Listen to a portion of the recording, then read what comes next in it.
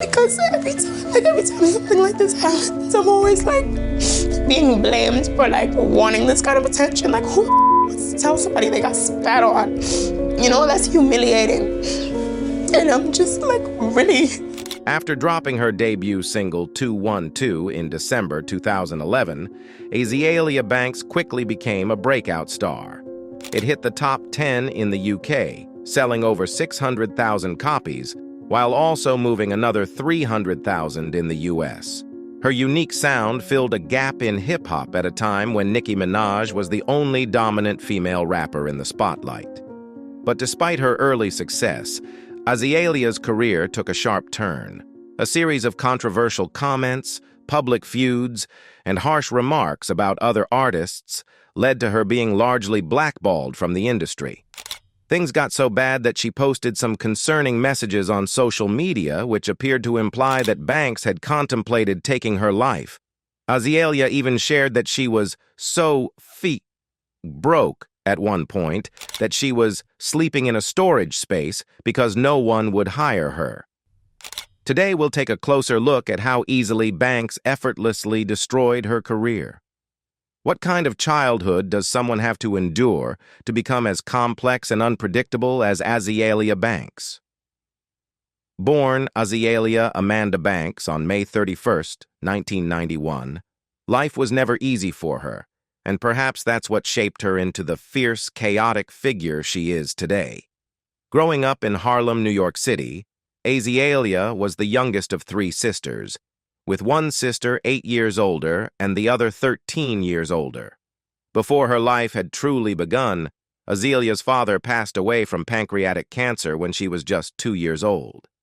This loss devastated her mother, worsening her already fragile mental health and setting the stage for a home filled with turmoil and instability. But even before Azealia was born, the Banks household was anything but happy. In Azealia's own words, her father was a heavy drug user who eventually died from a combination of red meat, coffee, cocaine, and curvaceous. He was abusive, unfaithful, and fathered several children with other women. Her mother, who had been with him since she was 14 and he was 47, a relationship marked by a significant age gap, constantly fought for his attention, but received little of it in return. When Azealia's father passed away in 1993, it was the final blow for her mother, who channeled all her anger, frustration, and pain into the young Azealia. Azealia recalls one of the few memories she has of her father saying, "I remember walking from the train to the funeral home, and I had never heard my family be so quiet. We're loud people. My mom picked me up to look at him in the casket, and I remember her asking if I wanted to kiss him. I said, 'No, he has a booger in his nose,' and that's my last memory of my father." Determined that her children wouldn't attend school with the dirty kids on the block, Azealia's mother worked long hours as an assistant at an art supply store so Azealia and her sisters could attend an expensive Catholic girls' school. However, Azealia didn't fit in. As the only black girl in the school, she was often bullied, but she fought back fiercely, getting into frequent fights and standing her ground. Azealia's relationship with her mother was far from loving. After her father died, her mother became physically and verbally abusive. Azealia describes how her mom would hit her and her sisters with baseball bats, bang their heads against the walls, and constantly tell her that she was ugly. "I remember once she threw out all the food in the fridge just so we wouldn't have anything to eat," she recalls. It was like growing up as a feral child, raised by someone who was always yelling, screaming, hitting you, and dragging you around. Azealia's mother constantly reminded her that by the time she turned 18, she needed to leave the house. This looming deadline fueled Azealia's dream of escaping through stardom. She imagined herself famous, starring on Nickelodeon with a team of handlers, and never having to deal with her mother's abuse again. "She would beat me and abuse me, but then buy me stuff," Azealia said, reflecting on the twisted dynamics of her childhood. Even as a young child, Azealia had a natural talent for entertaining. At just 4 years old, she would dance at block parties, inspired by the music videos of Bow Wow, Lil Romeo, and B2K. Her chaotic upbringing and artistic ability planted the seed for her dream of fame, though it would be another 16 years before she reached that goal. With her mother constantly at work, Azealia learned to become independent at a young age. She started making her own breakfast and even getting her hair done by herself. By 8 years old, she had her own key, giving her the freedom to come and go as she pleased after Catholic school. After grabbing some chips and soda from the corner store, she would spend her free time singing out loud and practicing for her future in the spotlight. As a preteen, Azealia began diving deeper into music, scanning the Village Voice, a well-known counterculture newspaper for new acts, and downloading their songs on AOL. She fell in love with artists like Gwen Stefani on MTV and would eagerly wait for the end credits of Clueless to see who was featured on the soundtrack. It's clear she's always had a strong connection to the alternative side of music. At 10 years old, she caught her first break when someone handed her a flyer for the TADA Musical Organization, a charity that helps young people get involved in musical theater. Though it might seem like an unexpected path, it was a perfect fit for Azealia, who had always been fascinated by musical soundtracks like Annie and Aladdin. While she would later gravitate toward hip-hop and listen to Hot 97 growing up, her early influences also included the Spice Girls, Destiny's Child, Aaliyah, and even Barney's favorite songs. TADA was the first place that gave Azealia a real glimpse into what a future in music could look like. Later, when she was around 14, the organization encouraged her to audition for LaGuardia High School, the famous school featured in Fame.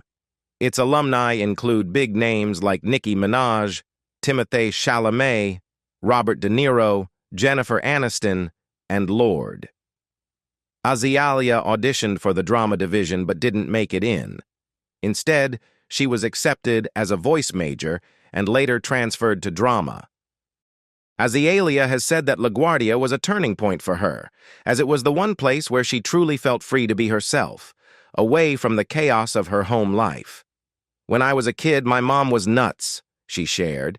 "In high school, I started to see her mental health unravel, and it affected me a lot because she was my only parent. But LaGuardia gave me the space to just be myself. At home, things were tough. My mother was tough, so I had to be tough. I never really got to talk to her about what I was going through. LaGuardia was where I could sing out loud, where I could just be me." Despite not getting into the drama division initially, Azealia still had a drama agent who would send her to auditions for shows like TBS, Nickelodeon, and Law & Order, but the roles never came, and the rejection hit hard. On top of the emotional toll from her home life, Azealia's acting career was not taking off, deepening her depression. When she was 14, she moved out of her mother's house and stayed with her older sister, who had been kicked out by their mother for being gay. Azealia's mother had a strict and judgmental view of anything related to gay people. She would say things like, "Don't have that girl in the house," and believed that anything related to being gay was evil. She even dismissed men she thought were gay based on the smallest things, like saying, "Oh no, he's got a watch on his right arm. That's the gay arm." It was at her sister's house, however, that Azealia was first introduced to Vogue music and the ballroom scene, which her sister was deeply involved in. Along with that, Azealia also started using 3 new outlets to cope with her life: weed, boys, and rap. The first 2 came hand in hand. "I left senior year, I went to school for my drama block, and that was it," she recalls. "I was living with my sister at the time, so I'd leave really early, hook up with some dude, and we'd hang out all day, smoke, and then I'd go to school, be an actress, and then go on like 2 auditions a day."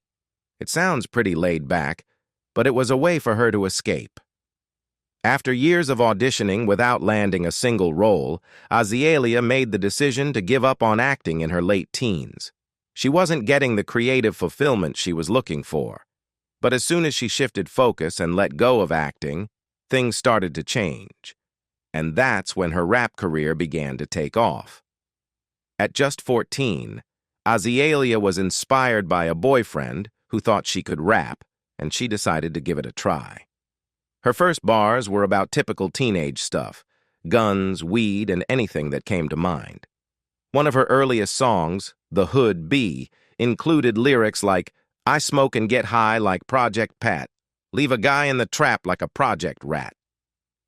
Rapping immediately felt more rewarding to her than acting ever had. By 16, Azealia was working at Starbucks, as she'd always been taught to do things on her own. After saving up some money, she paid a friend $30 an hour to record 2 songs in his bedroom, a decision that would prove pivotal. Those 2 songs, Give Me a Chance and the self-produced 17, set the stage for her future. On November 9, 2008, Azealia launched her MySpace page, introducing herself with a casual post. "What up? So this is my first blog up on this music page of mine.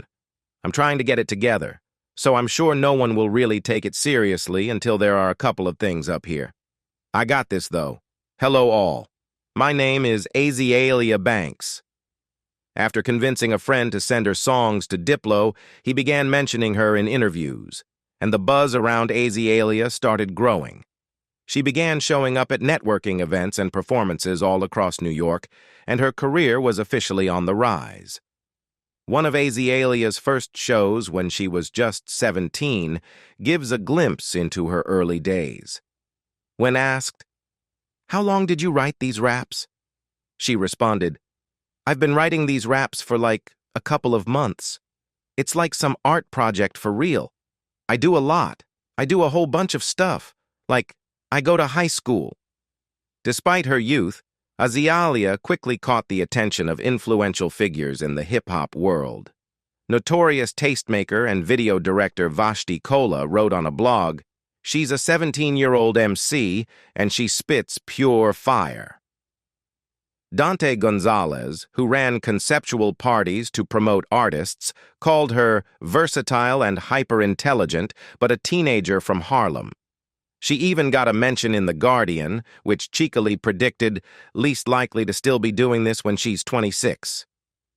A year later, Azealia dropped out of school, signed a development deal with XL Records, and moved to London to work on her debut album. But things quickly went south. "They flew me out to London, and the original idea was to have me work with Richard Russell. I got signed to this development deal, and Richard was real cool. But as soon as I didn't want to use his beats, it got real sour. He called me amateur, and the XL intern started talking about me. It just got real funny. I was like, I didn't come here for a date. I came in to cut some records." Disillusioned with the music industry, Azealia fell into a depression and took some time away. When she returned to New York, she discovered that her 43-year-old boyfriend at the time was actually married.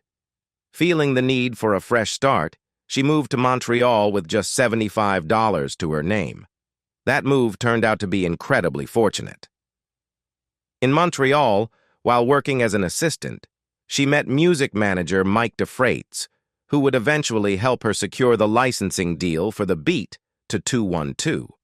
He also helped her with the music video and promoted the single to radio, putting Azealia on the path to success. Azealia's time in Montreal didn't last long. Her visa expired, and she had to return to New York. For a while, she kept a low profile, selling keychains and even working as a stripper. Reflecting on that time, she said, "Strippers make way more money than a lot of people working desk jobs. They're walking out with $1,200 a night. Now me with my little butt and A-cups, it wasn't happening like that. I worked at this little strip club and it was a low point, but I wanted some fast money. I was such a chicken in the strip club. It was not my thing at all. I was just there for 2 weeks and then I quit because 212 blew up." When the video for 212 went viral, everything changed. Gwyneth Paltrow tweeted about her. Kanye West followed her on Twitter, choosing her as one of only 5 people to follow. She became the new face of Alexander Wang, and Karl Lagerfeld even invited her to perform at his birthday party. 212 was also featured in both the NME 2011 Cool List and the Pitchfork 2011 Top 10 Tracks list, marking the beginning of Azealia's rise to stardom. Reflecting on the moment her long-awaited fame arrived, Azealia recalled, "One day, I went on the internet and it was like, oh, BBC Video 1, and Nick Grimshaw was tweeting me. I was like, really? Oh my God, for real. I thought it wasn't going to happen, and then it just started happening, and I kept it going. I went out there, did my shows, and paid my dues. Especially in the UK, I did a lot of shows. Then Paris, Holland, and Japan, just basically paying my dues." Azealia Banks' career got off to a strong start, earning recognition from several big names, including Pharrell, who collaborated with her on her 2013 single ATM Jam. Her unique sound stood out at a time when Nicki Minaj was the only female rapper dominating the scene. She soon signed her first major record deal with Interscope, who connected her with Lady Gaga's team. They were interested in featuring Banks on Gaga's 2013 album Art Pop. However, a series of controversial comments, feuds, and harsh remarks about other rappers led to Banks becoming more or less blacklisted in the music industry. This period took a toll on her mental health, and she even posted concerning messages on social media that seemed to suggest she had considered taking her own life. So, what happened to Azealia Banks? After riding the success of her breakout hit 212, Azealia Banks found herself in the spotlight and landed the chance to work with some big names, including rapper Kanye West. This not only elevated her status as a rising female rapper, but also expanded her industry connections.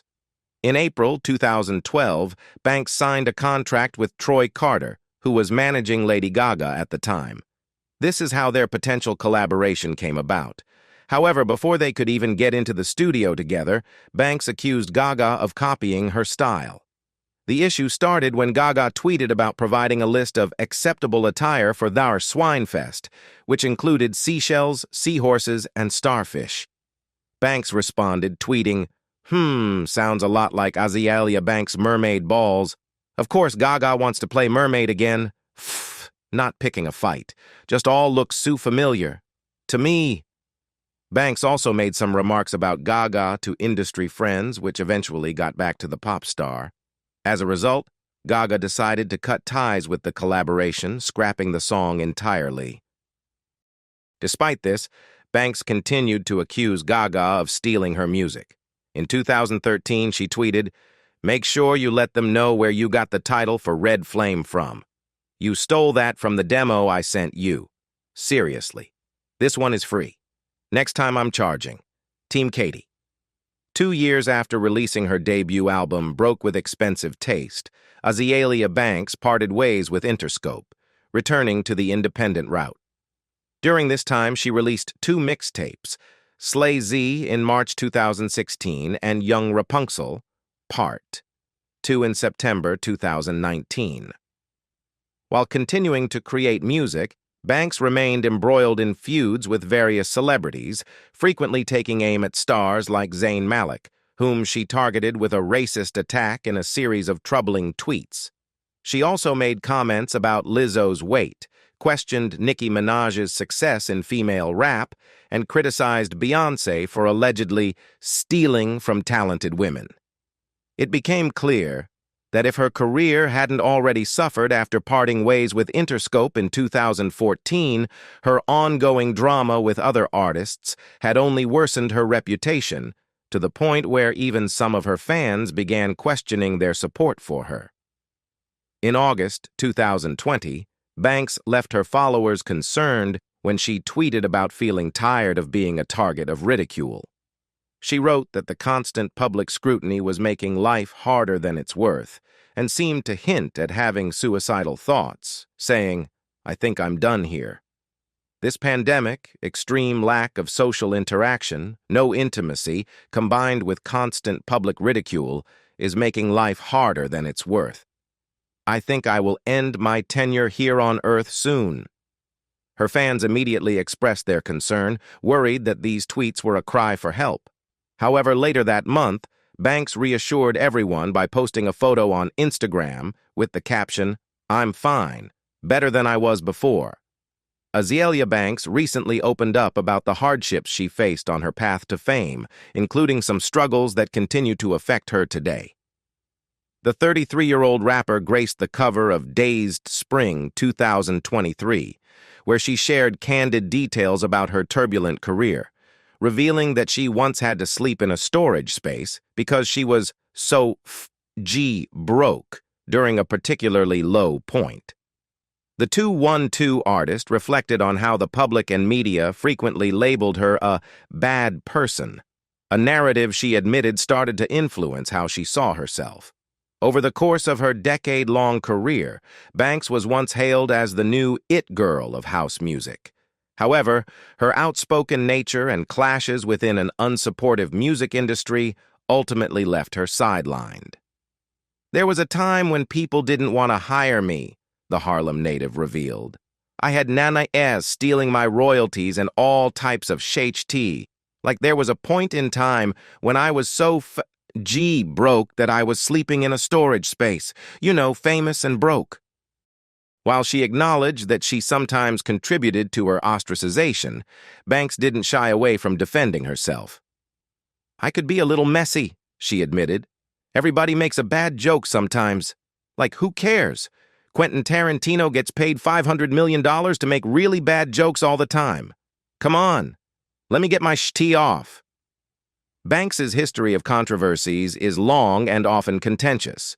In 2015, she was involved in a heated altercation with a Delta flight attendant, using a homophobic slur. A year later, she was dropped from the Rinse, Born and Bred Festival after a series of homophobic, racist, and xenophobic tweets targeting Zayn Malik.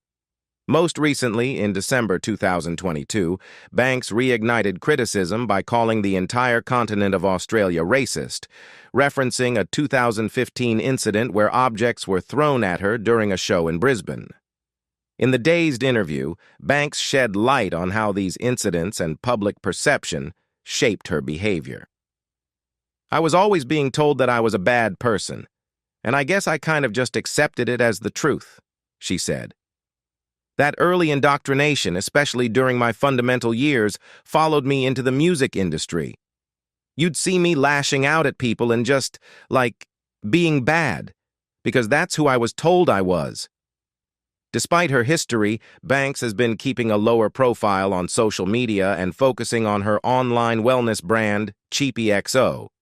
The store offers products like herbal teas, acupressure tools, and soaps, including items aimed at alleviating hemorrhoids.